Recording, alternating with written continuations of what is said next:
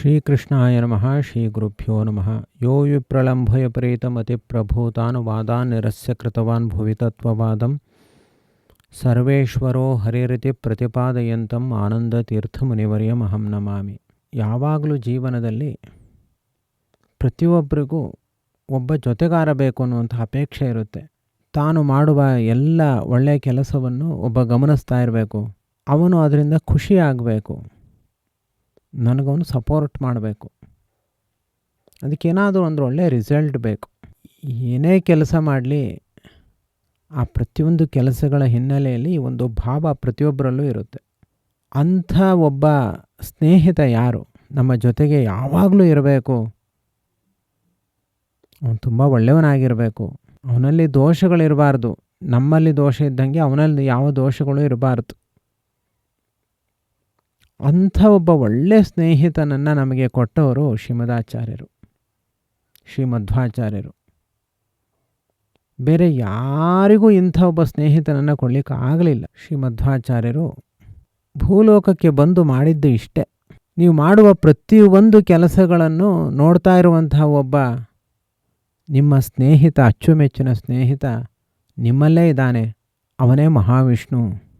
ಹೀಗೆ ದೇವರನ್ನೇ ನಮ್ಮ ಸ್ನೇಹಿತನನ್ನಾಗಿ ಕೊಟ್ಟವರು ಶ್ರೀಮಧ್ವಾಚಾರ್ಯರು. ಅವನು ಎಂಥವನು ಅಂತಂದರೆ ಎಲ್ಲ ಗೊತ್ತಿದೆ ಅವನಿಗೆ, ಎಲ್ಲ ಕಡೆಯೂ ಇದ್ದಾನೆ, ಅನಂತ ಬ್ರಹ್ಮಾಂಡಗಳನ್ನು ನಿರ್ಮಾಣ ಮಾಡಿದ್ದಾನೆ. ಆದರೆ ಅವನಿಗೆ ಸೊಕ್ಕಿಲ್ಲ, ದುರಹಂಕಾರ ಖಂಡಿತ ಇಲ್ಲ. ನಿನಗೇನೋ ಕೆಟ್ಟದ್ದು ಮಾಡಬೇಕು ಅಂತ ಯಾವ ಅಪೇಕ್ಷೆ ಅವನು ಇಟ್ಕೊಂಡಿಲ್ಲ. ಅವನನ್ನು ಇನ್ನು ಸ್ನೇಹಿತ ಅಂತ ಬೇಕಾದರೆ ತಿಳ್ಕೊ, ಅಥವಾ ತಂದೆ ತಾಯಿ ಗುರು ದೇವರು ಏನು ಬೇಕಾದ್ರೆ ತಿಳ್ಕೊ, ಪಿತಾ ಮಾತಾ ಸುಹೃದ್ ಬಂಧು ಭ್ರಾತ ಪುತ್ರಸ್ತು ಮೇ ಒಮ್ಮೆ, ಏನು ಬೇಕಾದರೂ ತಿಳ್ಕೊ. ಆದರೆ ನೀನು ಮಾಡುವ ಪ್ರತಿಯೊಂದು ಕೆಲಸಗಳನ್ನು ಕೂಡ ಅವನು ನೋಡ್ತಾ ಇರ್ತಾನೆ. ನೋಡಿ, ಈಗ ನಮ್ಮ ಜೀವನ ನೋಡಿ ಎಷ್ಟು ಅರ್ಥಪೂರ್ಣ ಆಗುತ್ತೆ. ಯಾರೂ ಇಲ್ಲ, ಯಾರೂ ದಿಕ್ಕಿಲ್ಲ ಅಂದ್ಕೊಳ್ಳಿ. ಆಗ ಹೆಂಡತಿಯೋ ಮಕ್ಕಳೋ ನಿಮ್ಮ ಜೊತೆಗಿದ್ದಾರೆ ಅಂತ ಅನಿಸಿದ್ರೆ ನಿಮಗೇನೋ ಒಂಥರ ಖುಷಿ ಆಗುತ್ತೆ. ಆದರೆ ಅವರು ಒಮ್ಮೆ ಕೆಟ್ಟವರಾಗಿರ್ತಾರೆ, ಒಮ್ಮೆ ಒಳ್ಳೆಯವರಾಗಿರ್ತಾರೆ. ಅವಾಗ ಮತ್ತೆ ನೀವು ಡಿಪ್ರೆಷನ್ಗೆ ಹೋಗ್ತೀರ. ಅಥವಾ ಹಿಂದಿನ ಕೆಲವು ದಿವಸಗಳಲ್ಲಿ ಅವ್ರು ಯಾರೂ ಇರೋಲ್ಲ, ಹಿಂದಿನ ದಿವಸಗಳಲ್ಲಿದ್ದವರು ಮುಂದಿನ ದಿವಸಗಳಲ್ಲಿ ಇರೋಲ್ಲ. ಈ ಒಂದು ಬೇಸರದಲ್ಲಿ ಒಬ್ಬಂಟಿಗರಾಗಿ ಪಡಬಾರದ ಕಷ್ಟದಲ್ಲಿ ನಾವು ಸಿಲುಕಿಕೊಂಡ್ರೆ ಮಧ್ವಾಚಾರ್ಯರು ಹೇಳ್ತಾರೆ, ಬೇಡ, ಇವರೆಲ್ಲ ಬರ್ತಾರೆ ಹೋಗ್ತಾರೆ ಆಗಮಾಪಾಯಿಗಳು. ಯಾವಾಗಲೂ ಜೊತೆಯಲ್ಲಿರೋವನ್ನ ಪ್ರೀತಿ ಮಾಡಿ, ಹೆಚ್ಚೆಚ್ಚು ಪ್ರೀತಿ ಮಾಡಿ. ಸದಾ ಪ್ರಿಯತಮಂ ಮಮ ಸನ್ನಮಾಮಿ ಅಂತ ಹೇಳ್ತಾರೆ. ಅವರು ದೇವರಿಗೆ ಸಂಬೋಧನೆ ಮಾಡೋದು ಮಧ್ವಾಚಾರ್ಯರು, ನನ್ನ ಪ್ರಿಯತಮ, ಬೇರೆ ಯಾರೂ ಇಲ್ಲ, ನೀನೇ ಒಬ್ಬ ನನ್ನ ಪ್ರಿಯತಮ ಅಂತ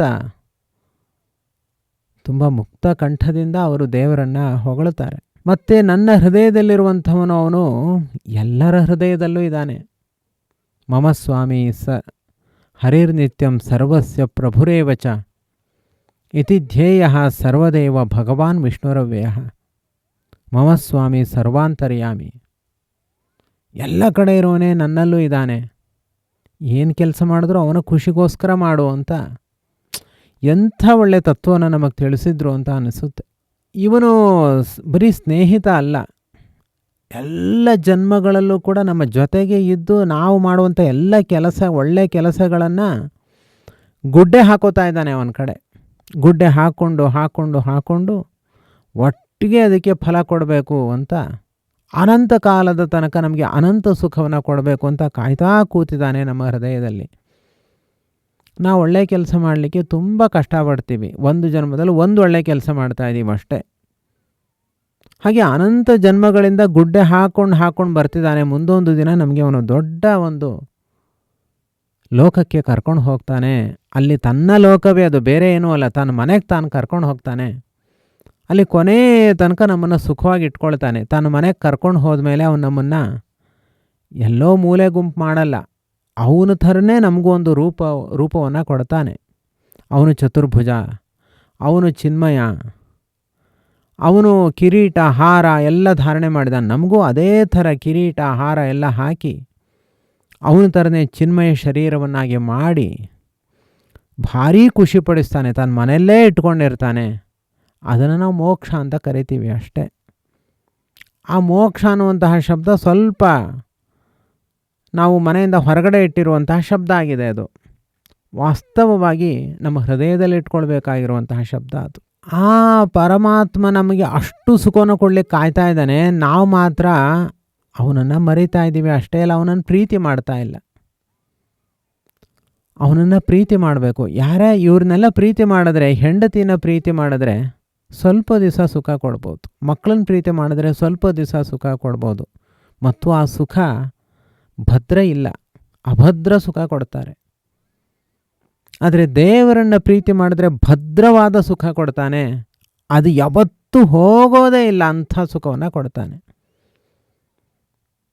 ಹೀಗೆ ಪ್ರತಿ ಕ್ಷಣದಲ್ಲಿ ನಾವು ದೇವರ ಜೊತೆ ನಾನಿದ್ದೀನಿ, ನನ್ನ ಜೊತೆ ದೇವರಿದ್ದಾನೆ, ದೇವರು ನನ್ನ ಜೊತೆ ಇದ್ದಾನೆ ಅನ್ನೋ ಭಾವದಲ್ಲಿ ನಾವು, ದೇವರು ನೀರು, ನಾವು ಒಂದು ಮೀನು. ನೀರಿನಲ್ಲಿ ಮೀನು ಸುಖವಾಗಿ ಲೀಲಾಜಾಲವಾಗಿ ಆಟ ಆಡ್ಕೊಂಡಿರುತ್ತೆ. ಒಂದು ವೇಳೆ ನೀರನ್ನು ತೆಗೆದು ಹೊರಗಡೆ ಹಾಕಿದ್ರೆ ಅದರ ಸ್ಥಿತಿ ಹೇಳೋದೇ ಬೇಡ, ಪ್ರಾಣನೇ ಹೋಗುತ್ತೆ. ಹಾಗೆ ನಾವು ನೀರಿನಂತೆ ಆ ದೇವರನ್ನು ಹಚ್ಚಿಕೊಳ್ಳಬೇಕು. ಅದನ್ನು ನಮಗೆ ತಿಳಿಸಿಕೊಟ್ರು ಶ್ರೀಮದಾಚಾರ್ಯರು, ಮಧ್ವಾಚಾರ್ಯರು. ಅದೇನಾಗುತ್ತೆ ಅಂತಂದರೆ, ಒಂದು ಕತೆ ಹೇಳಿಬಿಡ್ತೀನಿ. ಒಂದು ಊರಲ್ಲಿ ಒಬ್ಬ ತುಂಬ ಬುದ್ಧಿವಂತ ಇದ್ದ, ತುಂಬ ವಿದ್ಯಾವಂತ. ಅವನ ವಿದ್ಯೆ ಮತ್ತು ಬುದ್ಧಿಗೆ ಇಡೀ ರಾಷ್ಟ್ರವೇ ಮಾರು ಹೋಗಿಬಿಡುತ್ತೆ. ಅಂಥ ವಿದ್ಯೆ ಬುದ್ಧಿಗಳು ಇತ್ತು, ಬೇಕಾದಷ್ಟು ಹಣ ಕೂಡ ಬಂತು ಅವನಿಗೆ. ಎಲ್ಲ ಓದಿದ್ದ, ಧರ್ಮಶಾಸ್ತ್ರ, ಪುರಾಣಗಳು, ಈ ಕಡೆ ಲೌಕಿಕ ಅಲೌಕಿಕ ಎಲ್ಲ ಓದಿದ್ದ. ಅವನು ತುಂಬ ಬ್ರಿಲಿಯಂಟು. ಅವನಾದರೆ ಮನಸ್ಸೊಳಗಡೆ ಒಂದು ರೋಗ ಬೆಳೀತು ಅವನಿಗೆ. ಏನಂದರೆ ಅದು ಹೊಟ್ಟೆ ಕಿಚ್ಚು ಬೆಳೀತು. ಅವನು ಮೊದಲು ದೇವರನ್ನು ಚೆನ್ನಾಗಿ ತಿಳ್ಕೊಂಡು ಎಲ್ಲ ಪುರಾಣಗಳನ್ನ ಓದಿ ದೇವರನ್ನು ಹೊಗಳಿ ಮೇಲೆ ಬಂದ. ಆಮೇಲೆ ಅವನು ಅಂತರಂಗ ಹೇಳಿತು, ನನಗಿಷ್ಟೆಲ್ಲ ಹಣ ಇದೆ, ನನಗಿಷ್ಟೆಲ್ಲ ಸುಖ ಇದೆ, ಯಾಕೆ ದೇವರು ನಾನು ಸರ್ವೋತ್ತಮ ಅಂತ ಹೇಳಬೇಕು, ಅವನೇ ದೊಡ್ಡವನು ಅಂತ ಯಾಕೆ ಹೇಳಬೇಕು, ಎಲ್ಲ ಸುಖಗಳು ಆ ದೇವರೊಬ್ಬನಿಗೆ ಯಾಕಬೇಕು, ಎಲ್ಲ ಶಕ್ತಿ, ಎಲ್ಲ ಮಹಿಮೆ, ಎಲ್ಲ ಪೂಜೆ ಅವನೊಬ್ಬನಿಗೆ ಯಾಕೆ, ನಾನು ಕೂಡ ದೇವರಂತೆ ಆಗಬೇಕು ಅಂತ ಅವನು ಆಮೇಲೆ ನಿಧಾನವಾಗಿ ಕೆಲವರ ಹತ್ರ ಹೇಳಲಿಕ್ಕೆ ಶುರು ಮಾಡ್ದ. ನಾನು ದೇವರೆಲ್ಲ ಒಂದೇ ಥರ, ಇಬ್ಬರು ಸಮಾನ ಅಂತ ಹೇಳಲಿಕ್ಕೆ ಬಂದ. ಆಮೇಲೆ ಕೆಲವರು ಅವನ ಮಾತನ್ನು ಕೇಳಿದ್ರು, ಕೆಲವರು ನಿರಾಕರಣೆ ಮಾಡಿದ್ರು, ಇನ್ನು ಕೆಲವರು ಅವನ ಶಿಷ್ಯರಂತೂ ಹೌದು ಅಂತ ಹಾಗೆ ಒಪ್ಕೊಂಡು ಹೋದರು. ಆಮೇಲೆ ಸ್ವಲ್ಪ ದಿವಸ ಆದಮೇಲೆ ಅವನಿಗೆ ಅಹಂಕಾರ ಬೆಳೆಯುತ್ತೆ. ನಾನು ದೇವರು ಸಮಾನ ಬೇಡ, ನಾನೇ ದೇವರು, ನಾನು ಲಕ್ಷ್ಮೀಪತಿ, ಲಕ್ಷ್ಮೀದೇವಿ ನನಗೂ ಹೆಂಡತಿ ಆಗ್ತಾಳೆ ಅಂತ, ನಾನೇ ದೇವರು ಅಂತ ಶುರು ಮಾಡ್ದ. ಅವನು ಜನರ ಮುಂದೆ ಘೋಷಣೆ ಮಾಡಲಿಕ್ಕೆ ಶುರು ಮಾಡ್ದ, ನಾನೇ ದೇವರು ಅಂತ. ಕೆಲವರು ನಂಬಿಡ್ತಾರೆ, ಕೆಲವರು ಅವನ ಶಿಷ್ಯರೆಲ್ಲ ಸಿಕ್ಕಾಬಿಟ್ಟೆ ಹಣ ಕೊಟ್ಟು ಇಟ್ಕೊಂಡಿದ್ದವರೆಲ್ಲ ನಂಬಲೇಬೇಕು. ಇನ್ನು ಕೆಲವರು ಗೊಂದಲಕ್ಕೀಡಾದರು, ಇನ್ನು ಕೆಲವರು ಬಿಟ್ಟು ಮುಂದೆ ಆ ಕಡೆ ಹೋಗ್ತಾರೆ. ಕೆಲವು ದಿವಸ ಕಳೆದ ಮೇಲೆ ಅವನ ದೇಹದಲ್ಲಿ ಒಂದು ರೋಗ ಬರುತ್ತೆ. ಇದು ಮನಸ್ಸಿನಲ್ಲಿ ರೋಗ ಬಂದಿದ್ದು ಇಷ್ಟು ಎಫೆಕ್ಟ್ ಆಯ್ತಲ್ಲ, ಇನ್ನು ಭೌತಿಕ ದೇಹದಲ್ಲಿ ಒಂದು ರೋಗ ಬರುತ್ತೆ ಅವನಿಗೆ. ಸಿಕ್ಕಾಪಟ್ಟೆ ಜ್ವರ ಬರುತ್ತೆ, ದೇಹ ನಡುಕ ಹುಟ್ಟುತ್ತೆ ಅವನಿಗೆ, ನಿಲ್ಲಿಕ್ಕಾಗ್ತಿಲ್ಲ, ಮಾತಾಡಲಿಕ್ಕಾಗ್ತಿಲ್ಲ, ಸಾವಿನ ಮರಣದ ಹಂತಕ್ಕೆ ಹೋಗ್ಬಿಡ್ತಾನು, ಅಂಥ ಜ್ವರ ಬರುತ್ತೆ. ಆವಾಗ ಅವನೇ ದೇವರು ಅಂತ ಯಾರು ಎಲ್ಲ ಒಪ್ಪಿದ್ರು ಅಂತ ಶಿಷ್ಯರು ಬಂದು ಹೇಳಿದ್ರು, ನೀನು ದೇವರಲ್ವಾ, ಯಾಕೆ ಜ್ವರ ಬಂತು, ಯಾಕೆ ಹೀಗೆ ಸಾಯೋ ಥರ ಆಗಿದೆ ಅಂತ. ಆವಾಗ ಅವನು ವಿದ್ಯೆ ಬುದ್ಧಿ, ಅವನು ಪ್ರಕಾಂಡ ಹಣ ಸಂಪತ್ತು ಎಲ್ಲ ಏನು ಮಾತಾಡ್ತಿಲ್ಲ, ಇಷ್ಟೆಲ್ಲ ಇದೆಯಲ್ಲ, ನೀನು ದೊಡ್ಡ ಹಾಸ್ಪಿಟಲ್ಲೇ ಕಟ್ಬೋದಲ್ಲ, ನಿನಗೆ ಯಾಕೆ ಇಂಥ ಸ್ಥಿತಿ ಬಂತು ಅಂತ. ಆ ಜ್ವರ ಹೋಗ್ತಾ ಇಲ್ಲ. ಕೊನೆಗೆ ಅವನಿಗೆ ಏನು ಉತ್ತರ ಕೊಡಬೇಕು ಗೊತ್ತಾಗಲಿಲ್ಲ ಅವನಿಗೆ, ಸುಮ್ಮನೆ ಆಗಿಬಿಟ್ಟ. ಎಷ್ಟು ವಿದ್ಯೆ ಇದ್ರೇನು ಬುದ್ಧಿ ಇದ್ರೆ, ನೀನೇ ದೇವರಲ್ವ, ಯಾಕೆ ಜ್ವರ ಬಂತು, ಏನು ಉತ್ತರ ಕೊಡ್ತಾನವನು. ಆಗ ಯಾರೂ ಇಲ್ದೇ ಇದ್ದಾಗ ರಾತ್ರಿ ಹೊತ್ತು ಒಬ್ಬ ಸಂತ ಬರ್ತಾನೆ. ಅವನು ಬಂದು ಹೇಳ್ತಾನೆ, ನೀನು ದೇವರಾಗಬೇಕು ಅಂತ ಯಾಕೆ ಅಪೇಕ್ಷೆ ಪಟ್ಟು. ಆವಾಗ ಅವನು ಹೇಳ್ತಾ, ಅಲ್ಲ ದೇವರಿಗೆಲ್ಲ ಸುಖ ಇದೆ, ನನಗೂ ಸುಖ ಬೇಡವಾ, ಅದಕ್ಕೆ ನಾನು ಹಾಗಂದೆ ಅಂತ.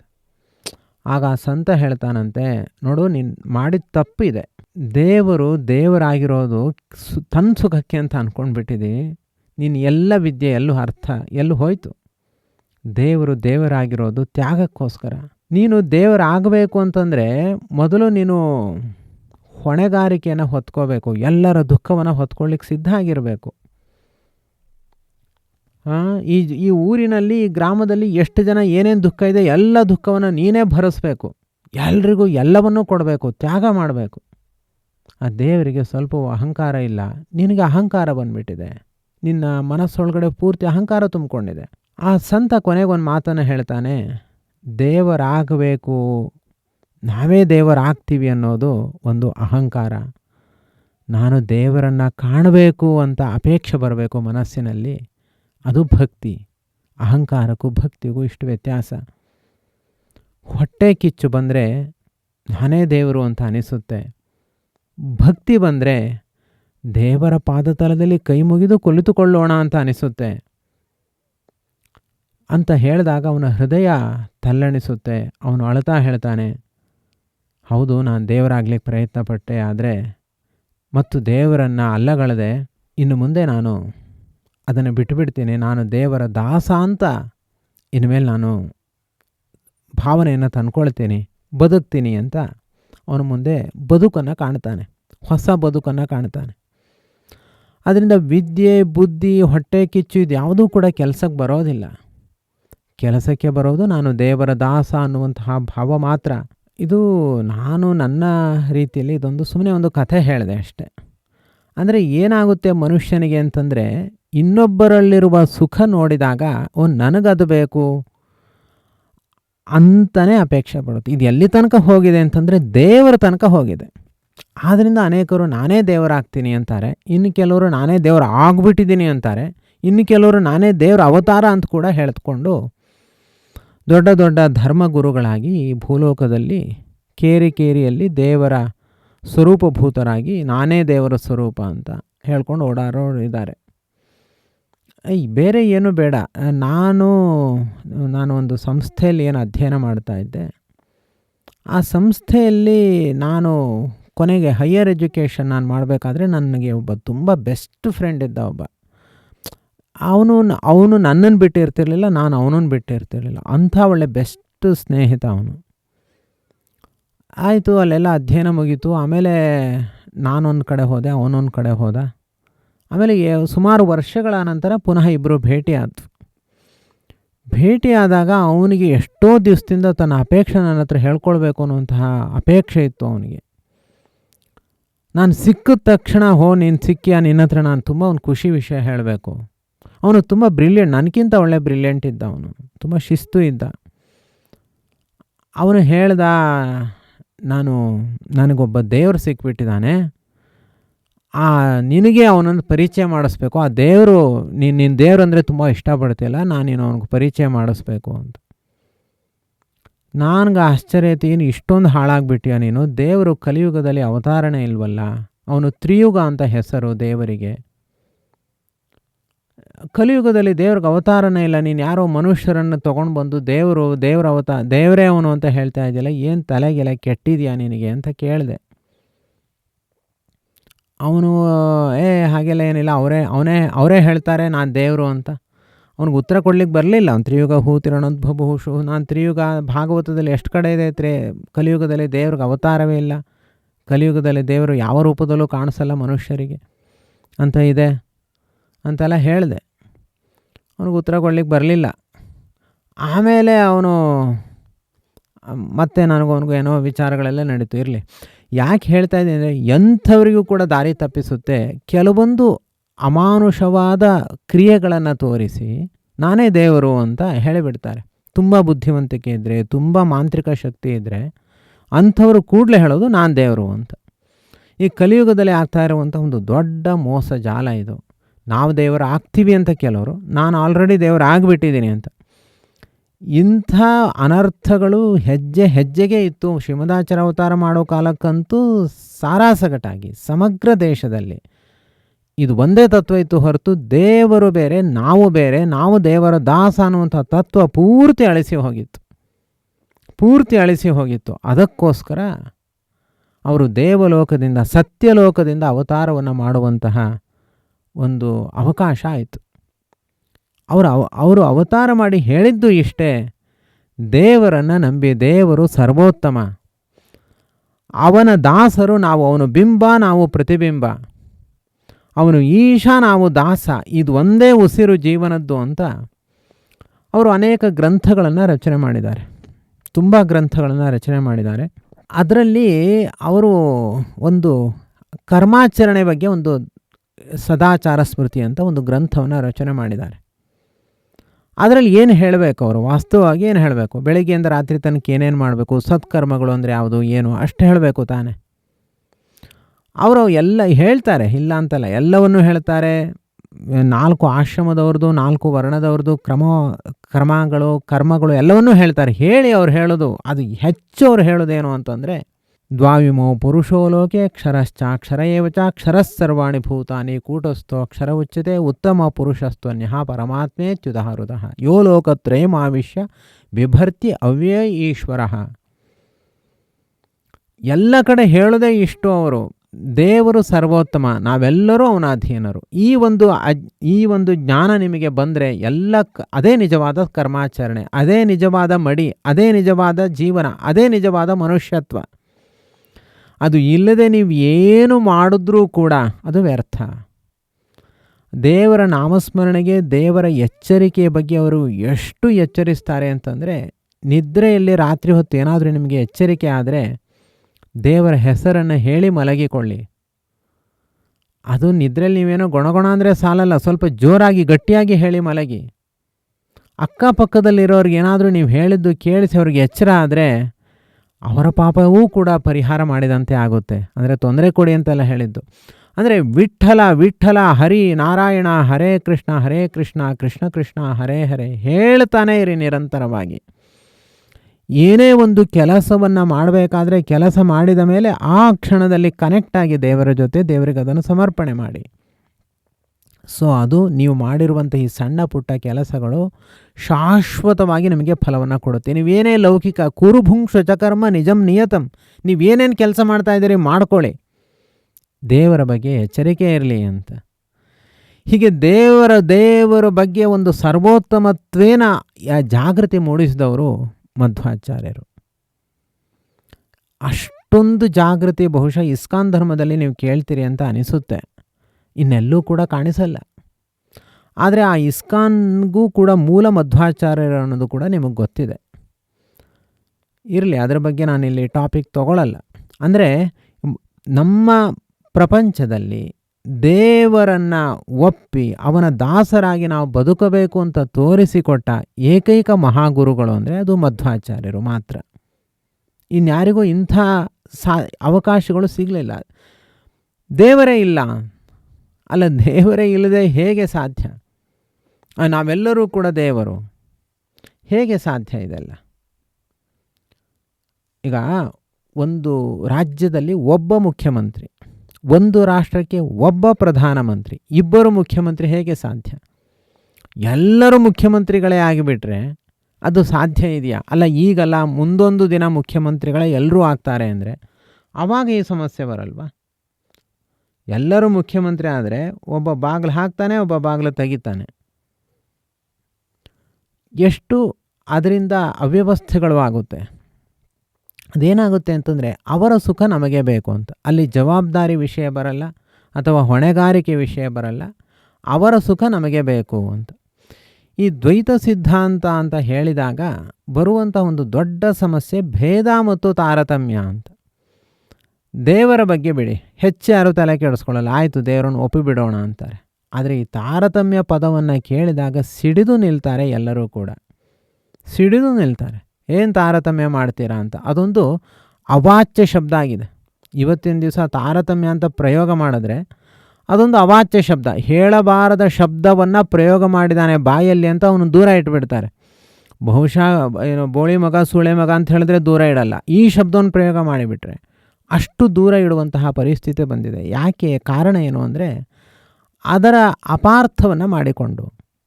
ವಾಸ್ತವಿಕವಾಗಿ ಏನು ಅಂತ ಇದರಲ್ಲಿ ವಿಚಾರ ನೋಡ್ತಾ ಹೋದರೆ ಇದು ಪಕ್ಷಪಾತ ಅಂತ ಅರ್ಥ ಅಲ್ಲ. ಅದಕ್ಕೆ ಪಕ್ಷಪಾತ ಮಾಡಬೇಕು ಅನ್ನುವ ಅಭಿಪ್ರಾಯದಲ್ಲಿ ತಾರತಮ್ಯ ಪದ ಬಳಕೆಯನ್ನು ಎಲ್ಲರೂ ಕೂಡ ಹೀನಾಯವಾಗಿ ನೋಡ್ತಾರೆ.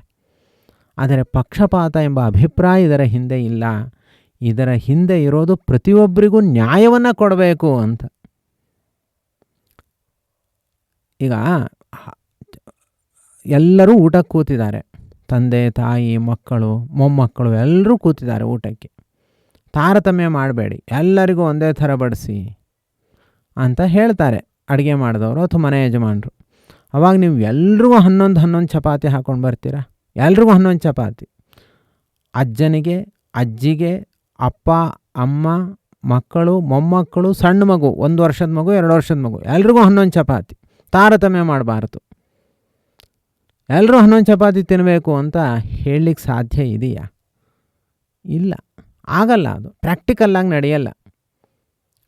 ಅಲ್ಲಿ ಯಾರಿಗೂ ಕೂಡ ತಾರತಮ್ಯ ಮಾಡಬೇಡಿ ಅಂದರೆ ಯಾರ್ಯಾರಿಗೆ ಎಷ್ಟು ಹೊಟ್ಟೆ ತುಂಬುತ್ತೆ, ಎಷ್ಟರ ಮಟ್ಟಿಗೆ ತೃಪ್ತಿ ಆಗುತ್ತೆ ಅಷ್ಟು ಬಡಿಸಿ ಅಂತ ಅಷ್ಟೇ ಅರ್ಥ ಹೊರತು ಎಲ್ಲರಿಗೂ 11 ಚಪಾತಿ ಹಾಕಿ ಅಂತ ಅರ್ಥ ಅಲ್ಲ.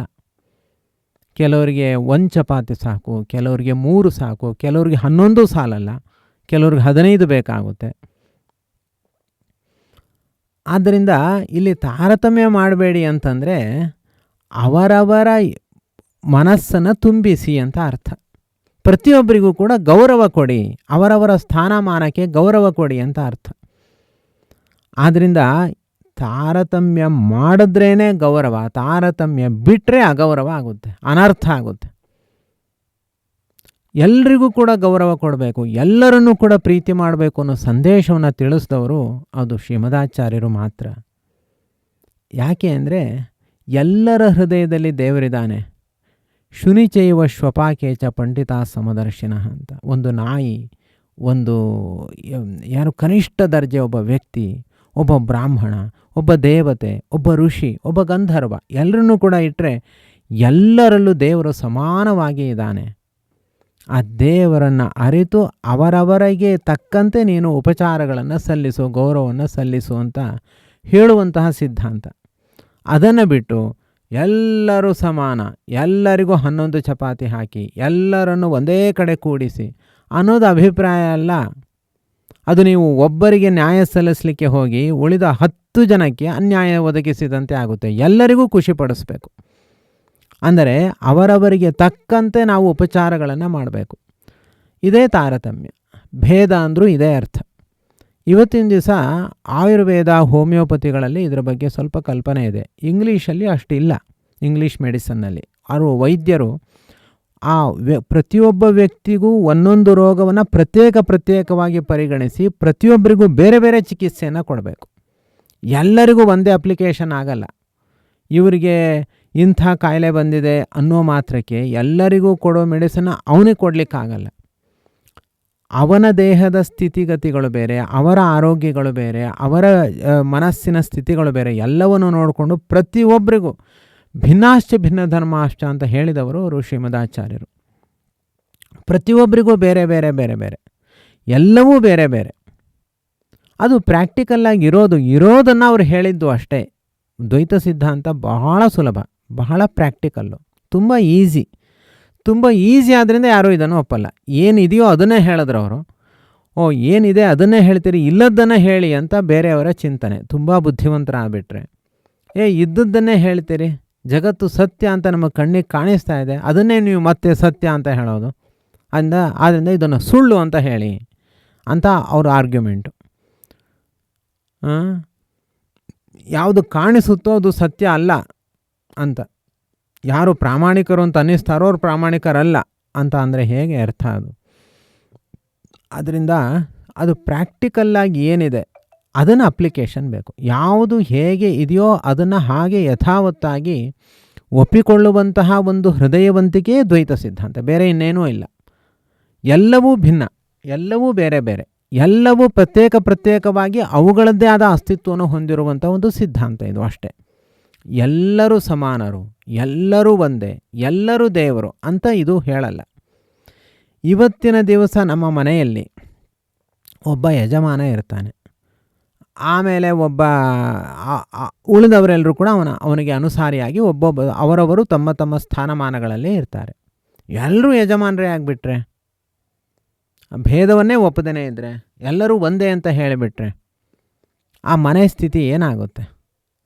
ಹಾಗೆ ಎಲ್ಲವೂ ಕೂಡ ಬೇರೆ ಬೇರೆ ಅಂತ ಇವತ್ತಿನ ಸಹ ನಮ್ಮ ತೀರಾ ಅನುಭವಕ್ಕೆ ಹತ್ತಿರ ಇರುವಂತಹ ಸಿದ್ಧಾಂತವೇ ದ್ವೈತ ಸಿದ್ಧಾಂತ. ಒಂದು ಫಿಂಗರ್ ಪ್ರಿಂಟ್ ನಾವು ತೊಗೊಂಡ್ರೆ ಆ ಫಿಂಗರ್ ಪ್ರಿಂಟ್ ಇಡೀ ನಮ್ಮ ರಾಷ್ಟ್ರದಲ್ಲಿ ಎಲ್ಲಿ ಹುಡುಕಿದ್ರೂ ಇನ್ನೊಬ್ಬರು ಬೆರಳಲ್ಲಿ ಇರಲಿಕ್ಕೆ ಸಾಧ್ಯ ಇಲ್ಲ. ಒಂದು ಗಿಡದಲ್ಲಿ ಲಕ್ಷಾಂತರ ಎಲೆಗಳಿರುತ್ತೆ. ಒಂದು ಗಿಡದಲ್ಲಿ ಲಕ್ಷಾಂತರ ಎಲೆಗಳಿರುತ್ತೆ. ಯಾವುದೇ ಒಂದು ಎಲೆ ತಗೊಳ್ಳಿ, ಆ ಎಲೆಯಲ್ಲಿ ರೇಖಾ ವಿನ್ಯಾಸ ಏನಿರುತ್ತೆ, ಅಂದರೆ ಗೀಟುಗಳೇನಿರುತ್ತೆ, ಆ ಒಂದು ಎಲೆಯಲ್ಲಿ ಇರುವಂತಹ ರೇಖೆ ಇನ್ನು ಯಾವ ಎಲೆಯಲ್ಲೂ ಇರಲ್ಲ, ಆ ಮರದ ಎಲೆಗಳಲ್ಲೂ ಇರಲ್ಲ.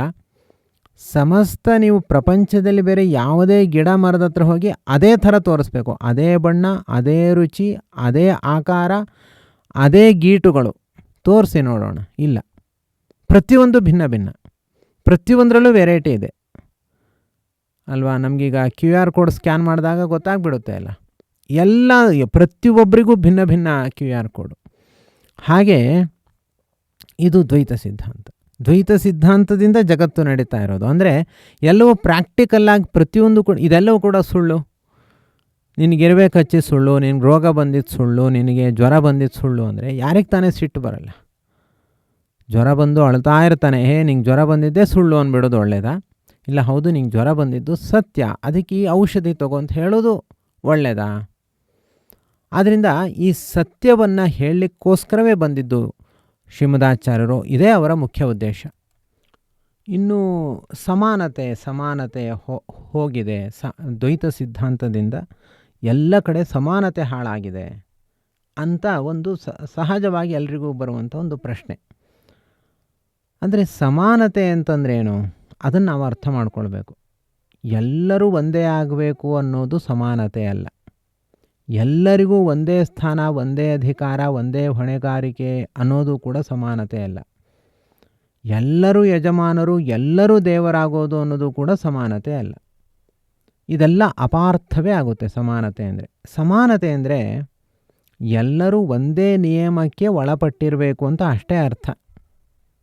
ಆ ನಿಯಮದಲ್ಲೂ ಕೂಡ ವ್ಯತ್ಯಾಸ ಇರುತ್ತೆ, ಒಬ್ಬೊಬ್ಬರಿಗೆ ಒಂದೊಂದು ನಿಯಮ ಇರುತ್ತೆ, ಆದರೆ ಎಲ್ಲರೂ ನಿಯಮಕ್ಕೆ ಒಳಪಟ್ಟಿರಬೇಕು. ರಾಜ, ಪ್ರಜೆ, ಗುರು, ಶಿಷ್ಯ ಎಲ್ಲರೂ ಇದ್ದಾಗ ರಾಜನಿಗೂ ನಿಯಮ ಇದೆ, ಪ್ರಜೆಗೂ ನಿಯಮ ಇದೆ, ಗುರುವಿಗೂ ನಿಯಮ ಇದೆ, ಶಿಷ್ಯನಿಗೂ ನಿಯಮ ಇದೆ. ಈ ನಿಯಮದಲ್ಲಿ ಸಮಾನತೆ ಇದೆ, ಆದರೆ ಪಾತ್ರದಲ್ಲಿ ತಾರತಮ್ಯ ಇದೆ. ಗುರುವಿನ ಪಾತ್ರ ರಾಜ ಮಾಡಲಿಕ್ಕಾಗಲ್ಲ, ರಾಜನ ಪಾತ್ರ ಶಿಷ್ಯ ಮಾಡಲಿಕ್ಕಾಗಲ್ಲ, ಪ್ರಜೆಯ ಪಾತ್ರ ಗುರು ಮಾಡಲಿಕ್ಕಾಗಲ್ಲ. ಎಲ್ಲವೂ ಬೇರೆ ಬೇರೆ, ಮತ್ತು ತಾರತಮ್ಯ. ಒಂದು ಶಾಲೆಯಲ್ಲಿ ಹೆಡ್ ಮಾಸ್ಟ್ರು, ಶಿಕ್ಷಕ, ವಿದ್ಯಾರ್ಥಿ ಎಲ್ಲರೂ ಇದ್ದಾರೆ. ಅಂದರೆ ಎಲ್ಲರೂ ಹೆಡ್ ಮಾಸ್ಟರ್ ಆಗಬೇಕು ಅನ್ನೋದು ಅಲ್ಲ, ಅಥವಾ ಎಲ್ಲರೂ ಶಾಲೆ ನಡೆಸಬೇಕು ಅಂತ ಅರ್ಥ, ಎಲ್ಲರೂ ಪಾಠ ಹೇಳಬೇಕು ಅಂತ ಅರ್ಥ ಅಲ್ಲ. ಹೆಡ್ ಮಾಸ್ಟರು, ಶಿಕ್ಷಕ, ವಿದ್ಯಾರ್ಥಿ ಪ್ರತಿಯೊಬ್ಬರಿಗೂ ಕೂಡ ನಿಯಮಗಳಿದೆ, ಅದು ಸಮಾನತೆ. ಇದೇ ಸಮಾನತೆ. ಆದ್ದರಿಂದ ನಾವೆಲ್ಲರೂ ಕೂಡ ದೇವರಾಗಬೇಕು ಅಂತ ಇಟ್ಕೊಳ್ಬಾರ್ದು. ದೇವರು ಒಬ್ಬನೇ, ಅವನು ಸರ್ವೋತ್ತಮ, ಸರ್ವಶಕ್ತ. ಅವನನ್ನು ಆಶ್ರಯಿಸಿ ನಾವು ಅವನು ಮಾಡಿರುವ ನಿಯಮಕ್ಕೆ ಒಳಪಟ್ಟಿದ್ದೀವಿ. ಒಬ್ಬೊಬ್ಬರಿಗೆ ಅವರವರ ಅರ್ಹತೆಗೆ ತಕ್ಕಂತೆ ನಿಯಮಗಳಿರುತ್ತೆ. ರೋಗಿಷ್ಠನಿಗೆ ಬೇರೆ ನಿಯಮ, ರೋಗ ಇಲ್ಲದವರಿಗೆ ಬೇರೆ ನಿಯಮ, ಹಣ ಇರುವವರಿಗೆ ಬೇರೆ ನಿಯಮ, ಬಡವರಿಗೆ ಬೇರೆ ನಿಯಮ. ಆದ್ದರಿಂದ ಇಂತಹ ಒಂದು ಸಮಾನತೆ ಇರೋದು ನಮ್ಮ ದ್ವೈತ ಸಿದ್ಧಾಂತದಲ್ಲಿ ಮಾತ್ರ. ಇನ್ನು ಕೆಲವು ಬರುವಂತಹ ಸಂಶಯಗಳು, ಅಲ್ಲ ಸರಿ ಆಯಿತು, ಅದರಲ್ಲಿ ನಾರಾಯಣನೇ ಯಾಕೆ ಸರ್ವೋತ್ತಮ ಆಗಬೇಕು, ರುದ್ರ ಯಾಕೆ ಸರ್ವೋತ್ತಮ ಆಗಬಾರ್ದು, ಗಣಪತಿ ಯಾಕೆ ಸರ್ವೋತ್ತಮ ಆಗಬಾರ್ದು, ದುರ್ಗೆ ಯಾಕೆ ಸರ್ವೋತ್ತಮ ಆಗಬಾರ್ದು. ಕೆಲವರು ದೇವರನ್ನು ಒಪ್ಪಿದ್ದಾರೆ, ಈ ಎಲ್ಲ ವಿಚಾರಗಳನ್ನು ತಗೊಂಡು ಕೆಲವರು ದೇವರನ್ನು ಒಪ್ಪಿದ್ದಾರೆ. ಆದರೆ ನಾರಾಯಣನನ್ನೇ ಸರ್ವೋತ್ತಮ ಅಂತ ಯಾಕೆ ಒಪ್ಪಬೇಕು? ಎಲ್ಲರೂ ಕೂಡ ಸಮಾನ ಅಂತ ಹೇಳ್ಬೋದಲ್ವ? ಎಲ್ಲ ದೇವತೆಗಳು ಕೂಡ ಸಮಾನ, ಅವರೆಲ್ಲ ಕಣ್ಣಿಗಂತೂ ಕಾಣಿಸಲ್ಲ ಯಾರು, ಅವರೆಲ್ಲರೂ ಒಂದು, ಕಣ್ಣು ಕಾಣಿಸೋರು ನಾವೆಲ್ಲ ಬೇರೆ ಬೇರೆ, ಹಾಗೆ ಮಾಡೋಣ ಅಂತ ಮುಂದೆ ಬರುವಂಥ ಒಂದು ಗೊಂದಲ. ಆದರೆ ಅಲ್ಲಿ ಏನಾಗುತ್ತೆ ಅಂತಂದರೆ, ಅವರು ಕಣ್ಣು ಕಾಣಿಸ್ದೇ ಇರಲಿ, ಅದು ಸಂಬಂಧ ಅಲ್ಲ. ಇಲ್ಲಿ ದೇವರು ಎಲ್ಲರನ್ನೂ ಕೂಡ ಸೃಷ್ಟಿ ಮಾಡಿದ್ದಾನೆ. ಈಗ ಚತುರ್ಮುಖ ಬ್ರಹ್ಮದೇವರು ಎಲ್ಲಿಂದ ಹುಟ್ಟಿದ್ದಾರೆ? ಅವರು ನಾಭಿ ಕಮಲದಿಂದ ಹುಟ್ಟಿದ್ದಾರೆ. ಅಂದರೆ ನಾವು ನಮ್ಮ ಸಿದ್ಧಾಂತದ ಪ್ರಕಾರ ಹೇಳೋದು ಬೇಡ, ಯಾರು ಬ್ರಹ್ಮದೇವರನ್ನೇ ಸರ್ವೋತ್ತಮ ಅಂತ ಹೇಳ್ತಾರೆ ಅವರ, ಈಗ ಹಿರಣ್ಯಾಕ್ಷ ಹಿರಣ್ಯಕಶಿಪು ಎಲ್ಲ ಬ್ರಹ್ಮದೇವರನ್ನೇ ಸರ್ವೋತ್ತಮ ಅಂತಾರಲ್ವ, ಅವರ ಸಿದ್ಧಾಂತವನ್ನೇ ಇಟ್ಕೊಂಡು ನೋಡೋಣ. ಬ್ರಹ್ಮದೇವರು ಪ್ರಳಯ ಕಾಲದಲ್ಲಿ ಇದ್ರಾ? ಇಲ್ಲ, ಅವರು ಹುಟ್ಟಿದ್ದು ಪದ್ಮನಾಭನ ಹೊಕ್ಕಳಿನಿಂದ, ನಾಭಿಕಮಲದಿಂದ ಹುಟ್ಟಿದ್ದು. ಆದ್ದರಿಂದ ಅವ್ರಿಗೆ ಹುಟ್ಟಿದೆ. ಮುಂದೆ ಪ್ರಳಯ ಕಾಲ ಎಲ್ಲ ಜಗತ್ತು ನಾಶ ಆದಮೇಲೆ ಬ್ರಹ್ಮದೇವರು ಮಲಗುತ್ತಾರಾ? ಇಲ್ಲ. ಹೀಗೆ ಬ್ರಹ್ಮದೇವರ ಸ್ಥಿತಿ ಹೀಗಾದ್ಮೇಲೆ ರುದ್ರದೇವರೇನೇನು? ಅವ್ರ ಹೆಸರೇ ರುದ್ರ, ರೋದನಾಥ್ ರುದ್ರ, ಅಳ್ತಾ ಅಳ್ತಾ ಹುಟ್ಟಿದ್ರು ಅವರು. ರುದ್ರದೇವರೇನಾದರೂ ಪ್ರಳಯ ಕಾಲದಲ್ಲಿ ಒಬ್ಬರೇ ಮಲಗಿದ್ರಾ? ಇಲ್ಲ, ಅವರು ಬ್ರಹ್ಮದೇವರ ಮಗ, ಅವರು ಅಂದರೆ ದೇವರ ಮೊಮ್ಮಗ. ರುದ್ರದೇವರ ಮಗ ಗಣಪತಿ. ಆದ್ದರಿಂದ ಇವರೆಲ್ಲ ಸರ್ವೋತ್ತಮ ಆಗೋದು ಹೇಗೆ? ಮನೆಯಲ್ಲಿ ಒಬ್ಬ ತಾತ, ಅಪ್ಪ, ಮಗ, ಮೊಮ್ಮಗ ಹೀಗಿದ್ದಾರೆ. ಅವರೆಲ್ಲರೂ ಒಂದೇ ಅಂತ ಹೇಳಿಬಿಟ್ರೆ, ಎಲ್ಲರೂ ಒಂದೇ. ಮೊಮ್ಮಗನು ತಾತನು ಎಲ್ಲ ಒಂದೇ, ಬೇರೆ ಬೇರೆ ಇಲ್ವೇ ಇಲ್ಲ ಅಂತ ಹೇಳಲಿಕ್ಕೆ ಸಾಧ್ಯ ಇದೆಯಾ ಇದು? ಹಾಗೆ ತಾನೇ ಇಲ್ಲೂ ಕೂಡ ದೇವರ ಮಕ್ಕಳು ಇವರೆಲ್ಲರೂ ಕೂಡ. ಬ್ರಹ್ಮದೇವರು ಮಗ, ರುದ್ರದೇವರು ಮೊಮ್ಮಗ. ಎಲ್ಲ ಕಡೆ ಶೈವ ಪುರಾಣದಲ್ಲೇ ಇದೆ, ರುದ್ರದೇವರೇ ಹೇಳ್ಕೊಂಡಿದ್ದಾರೆ. ಅದೇನಾಯಿತು ಅಂದರೆ ಒಂದು ಸತಿ ಒಂದು ಕಥೆ. ಘಂಟಾಕರ್ಣ ಅಂತ ಪಿಶಾಚಿಗಳವರು. ಅವ್ರಿಗೆ ಎಂಥ ರುದ್ರದೇವರ ಭಕ್ತರು ಅಂದರೆ, ಒಂದು ದಿವಸ ಹೇಳ್ತೀನಿ ಕತೆ, ತುಂಬ ಚೆನ್ನಾಗಿದೆ. ಇವತ್ತು ಸ್ವಲ್ಪ ಹಾಗೆ ಹೇಳ್ತೇನೆ. ಘಂಟಾಕರ್ಣರು ಅಂತ ಪಿಶಾಚಿಗಳು. ಅವ್ರಿಗೆ ರುದ್ರದೇವರು ಅಂದರೆ ಭಾರೀ ಇಷ್ಟ. ಎಲ್ಲ ರುದ್ರದೇವರೇ ಸರ್ವೋತ್ತಮ. ಘಂಟಾಕರ್ಣ ಪಿಶಾಚಿ ಅಂದರೆ ಏನು ಗೊತ್ತಾ? ಅವರು ಕಿವಿಲಿ 2 ಗಂಟೆಗಳು ಕಟ್ಕೊಂಡಿದ್ರಂತೆ. ಯಾಕೆ ಅಂದರೆ ಹರಿ ಅನ್ನುವಂಥ ಹೆಸರು ಕೇಳಬಾರ್ದು ಅಂತ. ಯಾರಾದರೂ ಹರಿ ಅಂದ್ಬಿಟ್ರೆ ಅಪವಿತ್ರ ಆಗಿಬಿಡುತ್ತೆ. ನಾವು ಹರ ಉಪಾಸಕರು, ಶಿವ ಉಪಾಸಕರು. ಹರಿ ಅನ್ನುವಂಥ ಶಬ್ದವೇ ನಮ್ಮ ಕಿವಿಲಿ ಕೇಳಬಾರ್ದು ಅಂತ 2 ಕಿವಿಗಳಲ್ಲಿ ಗಂಟೆ ಹಾಕ್ಕೊಂಡಿದ್ರಂತೆ. ಆದ್ದರಿಂದ ಅವ್ರಿಗೆ ಕರ್ಣ ಅಂದರೆ ಕಿವಿ ಅಂತ ಅರ್ಥ. ಘಂಟಾಕರ್ಣ ಪಿಶಾಚಿಗಳು ಅಂತಲೇ ಹೆಸರು ಬಂದ್ಬಿಡುತ್ತೆ ಅವ್ರಿಗೆ. ಆಯಿತಾ? ಯಾಕೆ ನಕ್ಕೆ ಹೇಳಿ? ನಾವು ಕೂಡ ಯಾವಾಗಲೂ ಹೆಡ್ಫೋನ್ ಹಾಕ್ಕೊಂಡಿರ್ತೀವಲ್ಲ, ಅದರಿಂದ ನಮ್ಮನ್ನು ಏನಂತ ಕರಿಬೇಕು ಅಂತ ಅದಕ್ಕೆ ನಗು ಬಂತು ಅಷ್ಟೆ. ಆಯಿತಾ? ಆದರೆ ಆ ಕಿವಿಗಳಲ್ಲಿ ಯಾವಾಗಲೂ ಕೂಡ ಅವರು ದೇವರ ಹೆಸರು ಕೇಳಬಾರ್ದು ಅಂತ ಗಂಟೆಗಳು ಕಟ್ಕೊಂಡಿದ್ರು. ನಾವು ಫಿಲಮ್ ಹಾಡುಗಳು ಹಾಕ್ಕೊಂಡಿರ್ತೀವಿ ಅಷ್ಟೇ. ಆ ಘಂಟಾಕರ್ಣ ಪಿಶಾಚಿ ಭಾರೀ ಇಬ್ಬರಿದ್ರು. ಅವರು ಭಾರೀ ರುದ್ರದೇವರ ತಪಸ್ಸನ್ನು ಮಾಡಿದ್ರು. ರುದ್ರದೇವರು ಅವರಿಗೆ ಒಲಿದು ಪ್ರತ್ಯಕ್ಷ ಆಗ್ತಾರೆ. ಆಗ ರುದ್ರದೇವರ ಹತ್ರ ಅವ್ರು ಏನೂ ಕೇಳಲ್ಲ, ನಮಗೆ ಮೋಕ್ಷ ಕೊಡು ಅಂತ ಕೇಳ್ತಾರೆ. ನಮಗೆ ಮೋಕ್ಷ ಬೇಕು, ನಮಗೆ ಮೋಕ್ಷ ಕೊಡು. ಆ ರುದ್ರದೇವರು ಹೇಳ್ತಾರೆ, ಅಯ್ಯೋ ನೀವು ರಾಂಗ್ ಇನ್ಫಾರ್ಮೇಷನ್, ನಿಮಗೆ ನಾನು ಮೋಕ್ಷ ಕೊಡಲಿಕ್ಕೆ ನನಗೆ ಶಕ್ತಿ ಇಲ್ಲ. ವಿಷ್ಣುರ್ಹಿದಾತ ಮೋಕ್ಷಸ್ಯ ವಾಯುಶ್ಚ ತದನುಜ್ಞೆಯ. ನಾನು ಮೋಕ್ಷ ಕೊಡಲಿಕ್ಕೆ ನಂಗೆ ರೈಟ್ಸೇ ಇಲ್ಲ. ನಂದು ಕ್ಯಾಟಗರಿ, ನನಗಷ್ಟು ಶಕ್ತಿಯೇ ಇಲ್ಲ. ಯಾಕೆಂದರೆ ಮೋಕ್ಷದಲ್ಲಿ ನನಗೆ ಇನ್ನೂ ಮೋಕ್ಷ ಸಿಕ್ಕಿಲ್ಲ ಅಲ್ವಾ? ಅವ್ರಿಗೆ ಇನ್ನೂ ಮೋಕ್ಷ ಆಗಿಲ್ಲ. ಅವ್ರ ಮುಂದೆ ಶೇಷದೇವರಾಗಿ, ಅವರು ದೇವರಿಗೆ ಹಾಸಿಗೆ ಆಗಿ ಆಮೇಲೆ ಮೋಕ್ಷಕ್ಕೆ ಹೋಗ್ಬೇಕು. ಅವ್ರ ಸ್ಥಿತಿ ಹಾಗಿದೆ. ಆಗ ಅವರು ಹಾಗಿದ್ರೆ ಘಂಟಾಕರ್ಣರು ಹೇಳ್ತಾರೆ, ನಮಗೆ ಮೋಕ್ಷ ಬೇಕು, ಏನು ಮಾಡಬೇಕು ಅಂತ. ಅದಕ್ಕೆ ರುದ್ರದೇವರು ಹೇಳ್ತಾರೆ, ನಾನು ನಿಮಗೆ ದಾರಿ ತೋರಿಸ್ತೀನಿ. ಹೇಗೆ ನಿಮಗೆ ಮೋಕ್ಷ ಸಿಗುತ್ತೆ ಅಂತ ನಾನು ನಿಮ್ಗೆ ಗೈಡ್ ಮಾಡ್ತೀನಿ. ಹಾಗೆ ನೀವು ಮಾಡಿ, ನಿಮಗೆ ಮೋಕ್ಷ ಸಿಗುತ್ತೆ ಅಂತ. ಸರಿ, ಏನು ಮಾಡಬೇಕು? ವಿಷ್ಣುವನ್ನು ಆರಾಧನೆ ಮಾಡಿ, ವಿಷ್ಣು ಮೋಕ್ಷ ಕೊಡ್ತಾನೆ ನಿಮಗೆ. ಅಲ್ಲಿ ಈಗ ಕೃಷ್ಣದೇವರು ಅವತಾರ ಮಾಡಿದ್ದಾರೆ, ನೀನು ಆ ವಿಷ್ಣುವನ್ನು ನೀವು ಆರಾಧನೆ ಮಾಡಿ, ನಿಮಗೆ ಮೋಕ್ಷ ಸಿಗುತ್ತೆ ಅಂತ ರುದ್ರದೇವರು ಹೇಳ್ತಾರೆ. ಕೊನೆಗೆ ಆ ಘಂಟಾಕರ್ಣ ಪಿಶಾಚಿ ಎಷ್ಟು ಒಳ್ಳೆಯವರು ಅಂದರೆ, ನಮ್ಮ ಥರ ಅಲ್ಲ ಅವರು. ಹೌದಾ, ನಮಗೆ ಗೊತ್ತಿರಲಿಲ್ಲ ಅಂತ ಹೇಳಿಬಿಟ್ಟು ಕಿವಿಯಿಂದ ಗಂಟೆ ಬಿಚ್ಚಿಬಿಡ್ತಾರೆ. ಯಾಕೆ ಅಂದರೆ ಇಷ್ಟು ದಿವಸ ವಿಷ್ಣು ದ್ವೇಷ ಮಾಡಿದ್ರು. ಆಯಿತು, ಈಗ ಮೋಕ್ಷ ಕೊಡಲಿಕ್ಕೆ ರುದ್ರದೇವ್ರಿಗೆ ಆಗಲ್ಲ ಅಂತ ಕನ್ವಿನ್ಸ್ ಆಯಿತು ಒಂದೇ ಸತಿ ಅವರಿಗೆ. ವಿಷ್ಣುವಿನ ಕುರಿತು ತಪಸ್ ಮಾಡ್ತಾರೆ. ಒಪ್ಕೊಂಡ್ರು ಅವರು. ಅವರು ಪಿಶಾಚಿಗಳಾದರೂ ಕೂಡ ಒಪ್ಪಿಕೊಂಡ್ರು. ಕೊನೆ ಕೃಷ್ಣ ಪರಮಾತ್ಮ ಬಂದು ಮೋಕ್ಷ ಕೊಡ್ತಾನೆ ಅವರಿಗೆ. ಘಂಟಾಕರ್ಣ ಬದ್ರಿ ಕ್ಷೇತ್ರದಲ್ಲಿ ಅವರಿಗೆ ಮೋಕ್ಷ ಆಗುತ್ತೆ. ಅಂದರೆ ಅವರು ಅದನ್ನು ಒಪ್ಪಿಕೊಂಡು ಮೋಕ್ಷಕ್ಕೆ ಹೋಗ್ತಾರೆ. ಇದರಿಂದ ಈ ಕಥೆಯಿಂದ ನಮಗೆ ಸ್ಪಷ್ಟ ಆಗುತ್ತೆ, ರುದ್ರದೇವರು ದೊಡ್ಡವರಲ್ಲ ಅನ್ನೋದು ಗೊತ್ತಾಗುತ್ತೆ. ಯಾಕೆಂದರೆ ಮೋಕ್ಷ ಕೊಡಲಿಕ್ಕೆ ಆಗಲ್ಲಲ್ಲ ಅವರಿಗೆ. ಆಮೇಲೆ ಅವರು ಹುಟ್ಟಿದ್ದೇ ಬ್ರಹ್ಮದೇವರಿಂದ ಹುಟ್ಟಿದ್ದು. ಬ್ರಹ್ಮದೇವರು ಜೋರಾಗಿ ಅತ್ತಾಗ ಅವ್ರ ಕಣ್ಣೀರಿನಿಂದ ಹುಟ್ಟಿದ್ದು. ಅವ್ರು ಹೇಗೆ ಸರ್ವೋತ್ತಮ. ಎಲ್ಲ ಕಡೆ ನಮ್ಮ ದೇಶದಲ್ಲಿ ಪ್ರತಿಯೊಂದು ಊರುಗಳಲ್ಲಿ ರುದ್ರದೇವರ ದೇವಸ್ಥಾನ ಇರ್ಬೋದು. ಎಲ್ಲ ಕಡೆ ರುದ್ರದೇವರೇ ಸರ್ವೋತ್ತಮ ಅಂತ ಹೇಳ್ಬೋದು. ಹೇಳಿದ ಮಾತ್ರಕ್ಕೆ ಅವರು ಸರ್ವೋತ್ತಮರಾಗಲ್ಲ. ಹೇಳಿದ ಮಾತ್ರಕ್ಕೆ ರುದ್ರದೇವರು ಸರ್ವೋತ್ತಮರಾಗಲ್ಲ. ರುದ್ರಂ ಸಮಾಶ್ರಿತ ದೇವ ರುದ್ರೋ ಬ್ರಹ್ಮಾಣಮಾಶ್ರಿತ ಬ್ರಹ್ಮ ಮಾಮಾಶ್ರಿತೋ ನಿತ್ಯಂ ನಾಹಂ ಕಿಂಚಿತ್ ಉಪಾಶ್ರಿತ.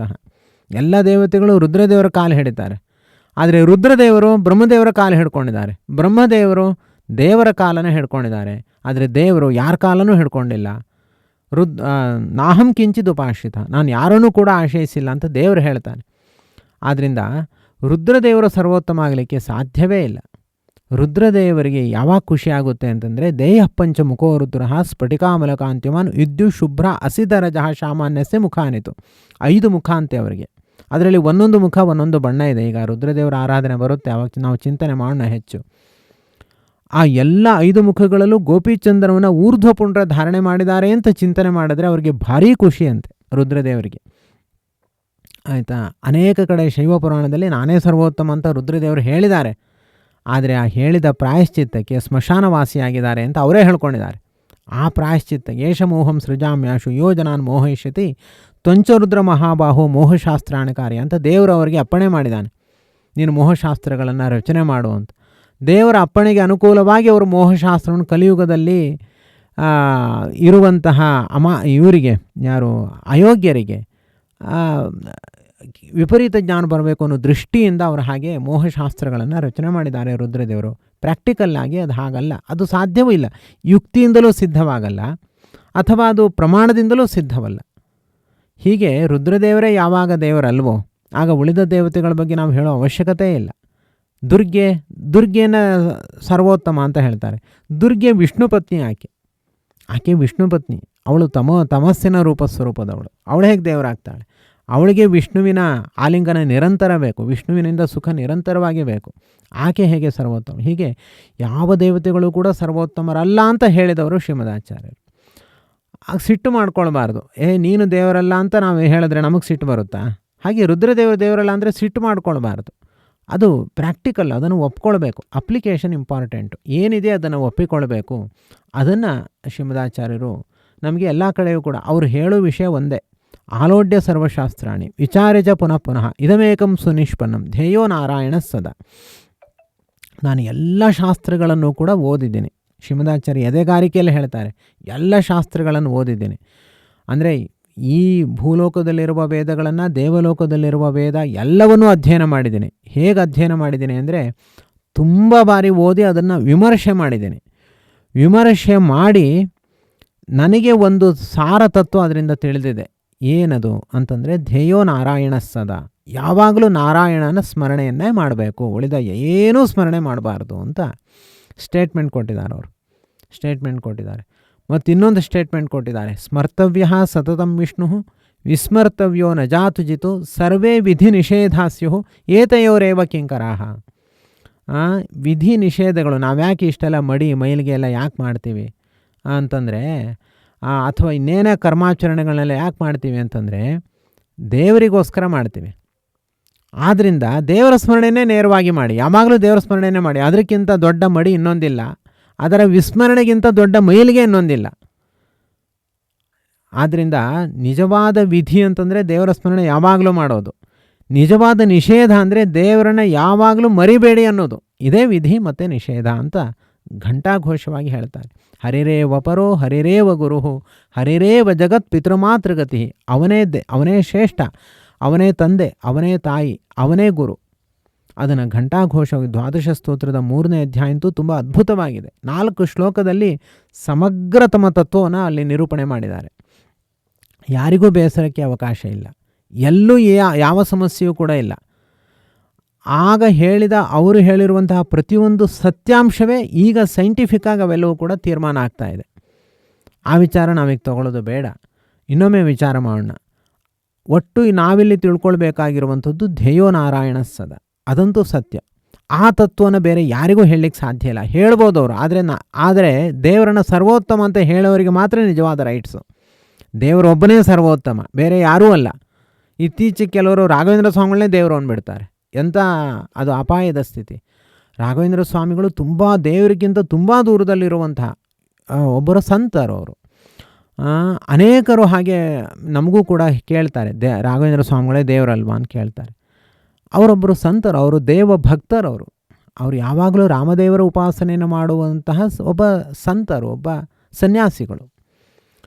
ದ್ವೈತ ಸಿದ್ಧಾಂತವನ್ನು ಪ್ರಾಕ್ಟಿಕಲ್ಲಾಗಿ ಅಳವಡಿಸಿಕೊಂಡು ಎಲ್ಲರಿಗೂ ಒಳ್ಳೆಯದು ಮಾಡ್ತಾ ಇರೋರು. ಯಾಕೆ ಅವ್ರಿಗಂಥ ಶಕ್ತಿ ಬಂತು? ಪುರಂದರದಾಸರು ಯಾಕಿಷ್ಟು ದೊಡ್ಡವರಾದರು? ದ್ವೈತ ಸಿದ್ಧಾಂತವನ್ನು, ಶ್ರೀಮದಾಚಾರ್ಯರ ಸಿದ್ಧಾಂತವನ್ನು ಅನುಸರಿಸಿ. ಕನಕದಾಸರು ಯಾಕಷ್ಟು ದೊಡ್ಡ ಎದೆಗಾರಿಕೆಯನ್ನು ಹೊಂದಿ ಅಷ್ಟು ಅದ್ಭುತವಾದ ತತ್ವವನ್ನು ಯಾಕೆ ಅವರು ಸಮರ್ಥನೆ ಮಾಡಿದ್ರು? ದ್ವೈತ ಸಿದ್ಧಾಂತವನ್ನು ಅನುಷ್ಠಾನ ಮಾಡಿ. ರಾಘವೇಂದ್ರ ಸ್ವಾಮಿಗಳು ಮನೆ ಮನೆ ಮಾತಾಗಿದ್ದಾರೆ. ಯಾಕೆ? ದ್ವೈತ ಸಿದ್ಧಾಂತವನ್ನು ಪ್ರಾಕ್ಟಿಕಲ್ಲಾಗಿ ತೊಗೊಂಡಿದ್ದಾರೆ ಅವರು. ಅಪ್ಲಿಕೇಶನ್ ತುಂಬ ಇಂಪಾರ್ಟೆಂಟು. ನಾವು ಆ ದ್ವೈತ ಸಿದ್ಧಾಂತವನ್ನು ಅಳವಡಿಸ್ಕೊಂಡು ಅಹಂಕಾರ ಹೊಂದಿದ್ರೆ ನಾವು ಕುಯೋನಿಗಳಲ್ಲಿ ಹುಟ್ತೀವಿ, ಮಹಾ ದುಷ್ಟರಾಗ್ತೀವಿ. ಅದೇ ದ್ವೈತ ಸಿದ್ಧಾಂತವನ್ನು ಇಟ್ಕೊಂಡು ಪ್ರಾಕ್ಟಿಕಲ್ಲಾಗಿ ಅದರ ಸ್ವಾರಸ್ಯವನ್ನು ಇನ್ನೊಬ್ರಿಗೆ ಅರ್ಥ ಮಾಡಿಸಿದರೆ ಅದರಿಂದ ಅದ್ಭುತವಾದ ಚಿಂತನೆ ನಮಗೆ ಸಿಗುತ್ತೆ, ಎಲ್ಲರಿಗೂ ಕೂಡ ಒಳ್ಳೆಯದಾಗುತ್ತೆ. ಅಷ್ಟು ಶ್ರೇಷ್ಠವಾಗಿದೆ. ಎಲ್ಲ ಕಡೆ ವಿಷ್ಣು ಭಕ್ತಿಗೆ ಎಷ್ಟು ಮಹಿಮೆ ಅಂತಂದರೆ, ನಾವಂತೀವಿ ಜಾತಿ ಭೇದ ಮಾಡ್ತಾರೆ, ಇವರು ತಾರತಮ್ಯ ಮಾಡ್ತಾರೆ, ಬೇರೆಯವ್ರನ್ನೆಲ್ಲ ಹೊರಗಡೆ ಇಡ್ತಾರೆ, ಮನೆಯೊಳಗಡೆ ಸೇರಿಸಲ್ಲ ಅಂತ ನಾವಂತೀವಿ ಅಲ್ವಾ. ಆದರೆ ದ್ವೈತ ಸಿದ್ಧಾಂತ ಹೇಗಿದೆ ಕೇಳಿದ್ರೆ ನೀವು ತಲೆ ತಿರುಗಿ ಎಚ್ಚರ ತಪ್ಪಿ ಬಿದ್ದರೂ ಆಶ್ಚರ್ಯ ಇಲ್ಲ, ಅಂಥ ಅದ್ಭುತವಾಗಿದೆ. ಏನು ಹೇಳುತ್ತೆ ಅಂತಂದರೆ, ವಿಪ್ರಾದ್ ವಿಷಡ್ಗುಣಯುತಾದ್ ಅರವಿಂದನಾಭ ಪಾದಾರವಿಂದು ವಿಮುಖ ಶ್ವಪಚಂ ವರಿಷ್ಠಂ. ಶ್ರೇಷ್ಠ ಬ್ರಾಹ್ಮಣನಿಗಿಂತ ಒಬ್ಬ ನಾಯಿ ಮಾಂಸ ಬೇಯಿಸೋನೇ ಶ್ರೇಷ್ಠ. ಯಾಕೆ ಅಂದರೆ, ಒಂದು ವೇಳೆ ದೇವರ ಭಕ್ತಿ ವಿಪ್ರನಿಗಿಲ್ಲ ಅಂದರೆ, ಆ ನಾಯಿ ಮಾಂಸ ಬೇಯಿಸುವನಲ್ಲಿ ಇತ್ತು ಅಂದರೆ ಅವನೇ ಶ್ರೇಷ್ಠ. ಅವನು ಶ್ರೇಷ್ಠ ಅಲ್ಲೇ ಅಲ್ಲ, ಅಷ್ಟೇ ಅಲ್ಲ, ಸಮಗ್ರ ಭೂಮಂಡಲವೇ ಅವನಿಂದ ಪವಿತ್ರ ಆಗುತ್ತೆ ಅಂತ. ಇದು ದ್ವೈತ ಸಿದ್ಧಾಂತ. ಇದು ಬೇರೆ ಯಾವ ಸಿದ್ಧಾಂತದಲ್ಲಿ ನಿಮಗೆ ತೋರಿಸ್ಕೊಳ್ಳಿಕ್ಕೆ ಸಾಧ್ಯವೇ ಇಲ್ಲ. ಆಯಿತಾ? ಆದ್ದರಿಂದ ಎಲ್ಲಿ ಮಹತ್ವ ಅಂತಂದರೆ, ಯಾವಾಗಲೂ ದೇವರ ಸ್ಮರಣೆ, ದೇವರ ಬಗ್ಗೆ ಎಚ್ಚರಿಕೆ. ಹೃದಯದಲ್ಲಿ ದೇವರಿದ್ದಾನೆ, ಅವನು ಸ್ವಾಮಿ, ನಾನು ಅವನ ದಾಸ, ನಾನು ಮಾಡುವ ಸಕಲ ಸತ್ಕರ್ಮಗಳು ಅವನಿಗೋಸ್ಕರ. ಈ ಒಂದು ನಾಲೆಡ್ಜು, ಈ ಒಂದು ಪ್ರಜ್ಞೆ ಬರಬೇಕು ಅಂದರೆ ಅದು ದ್ವೈತ ಸಿದ್ಧಾಂತದಿಂದ ಮಾತ್ರ ಹೊರತು ಇನ್ಯಾವುದರಿಂದಲೂ ಕೂಡ ಬರಲಿಕ್ಕೆ ಸಾಧ್ಯವೇ ಇಲ್ಲ. ಒಂದು ಹರಿತತ್ವವನ್ನು ಸಮರ್ಥನೆ ಮಾಡಿದ್ರು, ಇನ್ನೊಂದು ಹರಿದಿನವನ್ನು ಸಮರ್ಥನೆ ಮಾಡಿದ್ರು. ಹರಿದಿನ ಅಂದರೆ ಏಕಾದಶಿ ಉಪವಾಸ. ಏಕಾದಶಿ ಅದು ಹರಿದಿನ, ಅವತ್ತು ಉಪವಾಸ ಇರಬೇಕು ಅಂತ ಸಮರ್ಥನೆ ಮಾಡಿದವರು ಅದು ಶ್ರೀಮದಾಚಾರ್ಯರು ಮಾತ್ರ, ಬೇರೆ ಯಾರಿಂದನೂ ಸಾಧ್ಯ ಆಗಲಿಲ್ಲ. ಅದು ಏಕಾದಶಿ ದಿನ ಹರಿದಿನ ಯಾರು ಏನು ತಿಂದರೂ ಕೂಡ ಮಹಾ ಅನರ್ಥ. ವರಂ ಸ್ವಮಾತ್ರಗಮನಂ ವರಂ ಗೋಮಾಂಸ ಭಕ್ಷಣಂ. ನೀವು ಬೇಕಾದರೆ ಗೋಮಾಂಸವನ್ನು ತಿನ್ನಿ ಅಥವಾ ಇನ್ನೇನು ಮಾಡಿ, ಎಲ್ಲ ಪಾಪಕ್ಕಿಂತ ದೊಡ್ಡ ಪಾಪ ಯಾವುದು ಅಂದರೆ ಏಕಾದಶಿ ದಿವಸ ತಿನ್ನೋದು ಅಂತ ಹೀಗೆ ಘಂಟಾಘೋಷವಾಗಿ ಸಮರ್ಥನೆ ಮಾಡಿದವರು ಅವರು. ಅಂದರೆ ಗೋಮಾಂಸ ತಿನ್ನಿ ಅಂತ ಅರ್ಥ ಅಲ್ಲ, ಅದಕ್ಕಿಂತ ಹೆಚ್ಚು ಪಾಪ ಇದು ಅಂತ. ಹಾಗೆ ಆ ಹರಿದಿನದ ಬಗ್ಗೆ ಹೇಳಿದವರು. ಮತ್ತು ಮಹಾಭಾರತದ ವೈಶಿಷ್ಟ್ಯ, ವೇದಗಳ ವೈಶಿಷ್ಟ್ಯ ಮತ್ತು ವಿಷ್ಣು ಸಹಸ್ರನಾಮದ ವೈಶಿಷ್ಟ್ಯವನ್ನು ಸಾರಿ ತಿಳಿಸೋರು ಶ್ರೀಮದಾಚಾರ್ಯರು. ವೇದಗಳಿಗೆ ಮೂರು ಅರ್ಥ ಇದೆ ಅಂತ. 3 ಅರ್ಥ ಇದೆ. ಅಲ್ಲಿ ಒಮ್ಮೆ ಒಂದು ಪ್ರವಚನ ನಡೆದಿತ್ತು. ಒಂದು ಊರಿನ ಜನರೆಲ್ಲರೂ ಕೂಡ ಶ್ರೀಮದಾಚಾರ್ಯನ ಕರೆದು ನೀವು ಐತರೇಯ ಉಪನಿಷತ್ತಿಗೆ ವ್ಯಾಖ್ಯಾನ ಮಾಡಿ ಅಂತಂದರು. ಶ್ರೀಮದಾಚಾರ್ಯ ವ್ಯಾಖ್ಯಾನ ಮಾಡಿದ್ರು. ಆಗ ಅಲ್ಲಿರುವಂತಹ ಭಾರೀ ಅಧ್ಯಯನ ಮಾಡಿರೋ ವಿದ್ವಾಂಸರು ಏನು ಮಾಡಿದ್ರು ಅಂದರೆ, ನೀವು ಹೇಳಿದ ಅರ್ಥ ಅಲ್ಲ, ನಾನು ಹೇಳಿದ್ದ ಅರ್ಥ ಅಂತ ಅವರು ಬೇರೆ ಅರ್ಥ ಹೇಳ್ತಾರೆ ಅಲ್ಲಿರೋ ವಿದ್ವಾಂಸರು. ಆಗ ಶ್ರೀಮದಾಚಾರ್ಯ ಅವ್ರಿಗೇನು ಅಪ್ಸೆಟ್ ಮಾಡಲ್ಲ. ನೀನು ಹೇಳಿದ ತಪ್ಪು, ನಾನು ಹೇಳಿದ್ದೇ ಸರಿ ಅಂತೇನು ವಾಕ್ಯಾರ್ಥ ಕೇಳಿಯಲ್ಲ, ನೀನು ಹೇಳಿದ್ದೂ ಸರಿ, ನಾನು ಹೇಳಿದ್ದೂ ಸರಿ ಅಂತಾರೆ ಶ್ರೀಮದಾಚಾರ್ಯರು. ಆಗ ಅಲ್ಲ, ಒಂದೇ ಮಂತ್ರಕ್ಕೆ 2 ಅರ್ಥ ಹೇಗೆ ಅಂತ ಅವ್ರು ಕೇಳ್ತಾರೆ ವಿದ್ವಾಂಸರು. ಆಗ ಶ್ರೀಮದಾಚಾರ್ಯರು ಹೇಳ್ತಾರೆ, ವೇದಗಳಿಗೆ ಕನಿಷ್ಠ 3 ಅರ್ಥ. ಯಾವುದೇ ಒಂದು ಪದ, ಯಾವುದೇ ಒಂದು ವಾಕ್ಯ ತಗೊಳ್ಳಿ, 3 ಅರ್ಥ ಇದೆ. ನೀನು ಹೇಳಿದ್ದು ಒಂದು ಅರ್ಥ, ನಾನು ಹೇಳಿದ್ದು ಒಂದು ಅರ್ಥ. ಇದು ಹೇಗೆ ಅಂತ ಹೇಳಿದಾಗ ಆಗ ಅವರು ಬಿಡಿಸಿ ಹೇಳ್ತಾರೆ, ವೇದಕ್ಕೆ ಕನಿಷ್ಠ 3 ಅರ್ಥ, ಮಹಾಭಾರತದ ಪ್ರತಿಯೊಂದು ಶ್ಲೋಕಕ್ಕೂ 10 ಅರ್ಥ, ವಿಷ್ಣು ಸಹಸ್ರನಾಮಕ್ಕೆ ಒಂದೊಂದು ಪದಗಳಿಗೂ 100 ಅರ್ಥ. ಅದನ್ನು ತಿಳಿಸಿದವರು ಶ್ರೀಮದಾಚಾರ್ಯರು. ಹೀಗೆ ಪ್ರತಿಯೊಂದು ಕಡೆನೂ ಒಂದು ಅದ್ಭುತವಾದ ವಿಷಯ ಇದೆ. ನಮಗನ್ಸುತ್ತೆ ಶಿವ ಸಹಸ್ರನಾಮ ಇದೆ, ರುದ್ರದೇವರು ಕೂಡ ಸರ್ವೋತ್ತಮರು, ವಿಷ್ಣು ಸಹಸ್ರನಾಮ ಇದ್ದ ಹಾಗೆ ದುರ್ಗಾ ಸಹಸ್ರನಾಮ ಇದೆ, ಶಿವನಾಮ ಸಹಸ್ರನಾಮ ಸ್ತೋತ್ರ ಇದೆ ಅಂತ ನಮಗನಿಸುತ್ತೆ. ಆದರೆ ಶಿವ ಸಹಸ್ರನಾಮ ಸ್ತೋತ್ರಕ್ಕೆ 100 ಅರ್ಥ ಇಲ್ಲ ಪ್ರತಿಯೊಂದು ಪದಗಳಿಗೂ. ವಿಷ್ಣು ಸಹಸ್ರನಾಮದ ಪ್ರತಿಯೊಂದು ಪದಗಳಿಗೂ 100 ಅರ್ಥ ಇದೆ. ಅಷ್ಟೇ ಅಲ್ಲ, ಪ್ರತಿಯೊಂದು ಆ ರೂಪಗಳೇನಿದೆ, ಅದು ಪ್ರತಿಯೊಂದು ಪದಗಳೇನಿದೆ, ವಿಶ್ವಂ ವಿಷ್ಣು ವಷಟ್ಕಾರ ಅಂತ, ಅದು ಪ್ರತಿಯೊಂದು ದೇವರ ರೂಪಗಳೇ. ಅದು ಕೇವಲ ಗುಣವನ್ನು ಹೇಳುವಂತಹ ಪದಗಳಲ್ಲ, ಅದು ಪ್ರತಿಯೊಂದು ಭಗವಂತನ ಬೇರೆ ಬೇರೆ ರೂಪಗಳನ್ನು ಹೇಳುವಂತಹ ಅದು ಶಬ್ದಗಳದು. ಹಾಗೆ ನೀವು ಶಿವಸಹಸ್ರನಾಮ ಸ್ತೋತ್ರದಲ್ಲಿ ತೋರಿಸಲಿಕ್ಕೆ ಸಾಧ್ಯ ಇಲ್ಲ. ಅಷ್ಟು ರೂಪಗಳಿದೆ ಅಂತ ನಿಮಗೆ ಕನ್ವಿನ್ಸ್ ಮಾಡಲಿಕ್ಕೆ ಸಾಧ್ಯ ಇಲ್ಲ, ಅದಕ್ಕೆ ಆಧಾರವೇ ಇಲ್ಲ. ಆದ್ದರಿಂದ ಮತ್ತು ಆ ಪ್ರತಿಯೊಂದು ಪದಗಳಿಗೂ 100 ಗುಣಗಳಿದೆ. ಪ್ರತಿಯೊಂದು ಪದಗಳು 100 ಗುಣಗಳನ್ನು ಪ್ರತಿಪಾದನೆ ಮಾಡುತ್ತೆ, ರೂಪಗಳನ್ನು ಪ್ರತಿಪಾದನೆ ಮಾಡುತ್ತೆ, ಕ್ರಿಯೆಗಳನ್ನು ಪ್ರತಿಪಾದನೆ ಮಾಡುತ್ತೆ. ಹೀಗೆ ಅದ್ಭುತವಾಗಿ ಪ್ರತಿಯೊಂದು ಕಡೆನೂ ಅದ್ಭುತವಾದ ವಿಷಯವನ್ನು ತಿಳಿಸಿದವರು ಅವರು ಶ್ರೀಮದಾಚಾರ್ಯರು. ಇಂತಹ ಶ್ರೀಮದಾಚಾರ್ಯರು ಸ್ವತಃ ತಾವೇ ಅನೇಕ ಗ್ರಂಥಗಳ ಕೊನೆಯಲ್ಲಿ ಹೇಳ್ಕೊಳ್ತಾರೆ, ನಾನು ಸತ್ಯಲೋಕಾಧಿಪತಿ, ನಾನು ಮುಖ್ಯ ಪ್ರಾಣನ ಅವತಾರ ಅಂತ ಸ್ಪಷ್ಟವಾಗಿ ಹೇಳ್ಕೊಳ್ತಾರೆ. ನಾನೇ ಹನುಮ, ನಾನೇ ಭೀಮ, ನಾನೇ ಮಧ್ವ ಅಂತ. ಅಷ್ಟೇ ಅಲ್ಲ, ವೇದವೂ ಕೂಡ ಅದನ್ನೇ ಪ್ರತಿಪಾದನೆ ಮಾಡುತ್ತೆ ಅಂತ ವೇದವನ್ನು ಕೊಟೇಶನ್ ಮಾಡ್ತಾರೆ. ಇಂಥ ಧೈರ್ಯ, ಇಂಥ ಸ್ಪಷ್ಟ ಚಿತ್ರಣ ಯಾರಿಗೂ ಕೂಡ ಬರಲಿಕ್ಕೆ ಸಾಧ್ಯ ಇಲ್ಲ. ಅಷ್ಟು ಹೇಳಿ ಐತರೇಯ ಉಪನಿಷತ್ತಿನಲ್ಲಿ ಒಂದು ಕಡೆ ಹೇಳ್ತಾರೆ, ಯಾರು ಅನ್ಯಥಾ ಉಪಾಸನೆ ಮಾಡ್ತಾರೋ, ಅಂದರೆ ತಮ್ಮ ಸ್ವರೂಪವನ್ನು ಬೇರೆ ರೀತಿಯಾಗಿ ಯಾರು ತಿಳ್ಕೊಳ್ತಾರೆ ಅವರು ನಿತ್ಯ ನರಕಕ್ಕೆ ಹೋಗ್ತಾರೆ, ಅವರು ಮತ್ತೆ ಮರಳಿ ಬಾರದ ಪ್ರಪಾತಕ್ಕೆ ಬೀಳ್ತಾರೆ ಅಂತ ಹೇಳ್ತಾರೆ. ಹಾಗೆ ಹೇಳಿ ತಮ್ಮನ್ನು ತಾವು ಹನುಮ, ಭೀಮ, ಮಧ್ವ ಅಂತ ಹೇಳಿಕೊಳ್ತಾರೆ ಅಂತಂದರೆ ಅದರಲ್ಲಿ ಎಷ್ಟು ಅವರಿಗೆ ದಾರ್ಢ್ಯ ಇದೆ ಅನ್ನೋದು ನಮಗೆ ಇದರಿಂದ ಅರ್ಥ ಆಗುತ್ತೆ. ಇಂತಹ ಈ ಒಂದು ಚಿಂತನೆ, ಇದು ತುಂಬ ಮೇಲ್ಮಟ್ಟದ ಚಿಂತನೆಯನ್ನು ಇಲ್ಲಿ ತಿಳಿಸಲಾಗಿದೆ. ಎಲ್ರಿಗೂ ಕೂಡ ಅರ್ಥ ಆಗಲಿ ಅನ್ನೋ ದೃಷ್ಟಿಯಿಂದ ಇದರಿಂದ ಶ್ರೀಮದಾಚಾರ್ಯರು ಸಂತೃಪ್ತರಾಗಲಿ. ಒಟ್ಟು ಅಭಿಪ್ರಾಯ ಏನು ಅಂದರೆ, ಸದಾ ಪ್ರಿಯತಮಂ ಮಮ ಸನ್ನಮಾಮಿ. ನಮ್ಮ ಪ್ರಿಯತಮ ಅಂದರೆ ಬೇರೆ ಯಾರು ಅಲ್ಲ, ಅದು ಸಾಕ್ಷಾತ್ ಶ್ರೀಕರ ನಾರಾಯಣ ದೇವರು, ಶ್ರೀ ಲಕ್ಷ್ಮೀನಾರಾಯಣ ದೇವರು. ಈ ಒಂದು ಎಚ್ಚರಿಕೆಯನ್ನು ನಾವು ಹೊಂದಬೇಕು ಮತ್ತು ಪ್ರತಿಯೊಂದು ಕ್ಷಣದಲ್ಲೂ ದೇವರ ಸ್ಮರಣೆಯನ್ನು ಮಾಡಬೇಕು. ನಾವು ಮಾಡುವಂತಹ ಸಕಲ ಸತ್ಕರ್ಮಗಳು ಅದು ದೇವರ ಪ್ರೀತಿಗೋಸ್ಕರ ಅನ್ನುವಂತಹ ಎಚ್ಚರಿಕೆ ಇರಬೇಕು. ನಾಹಂಕರ್ತ ಹರಿಕರ್ತ ಅನ್ನುವಂತಹ ಭಾವ ಇರಬೇಕು. ನೀನು ಈಶ, ನಾನು ದಾಸ ಅನ್ನುವಂತಹ ಅನುಸಂಧಾನ ಇರಬೇಕು. ಇಷ್ಟಿದ್ದರೆ ಅವನು ಎಲ್ಲಿದ್ದರೂ ಹೇಗಿದ್ದರೂ ದೊಡ್ಡ ನಿಧಿಯನ್ನು ಕೈಯಲ್ಲೇ ಹಿಡಿದುಕೊಂಡಿರ್ತಾನೆ. ಅವನು ಉದ್ಧಾರ ಆಗುವುದು ನಿಶ್ಚಯ. ಶ್ರೀಕೃಷ್ಣಾರ್ಪಣಮಸ್ತು.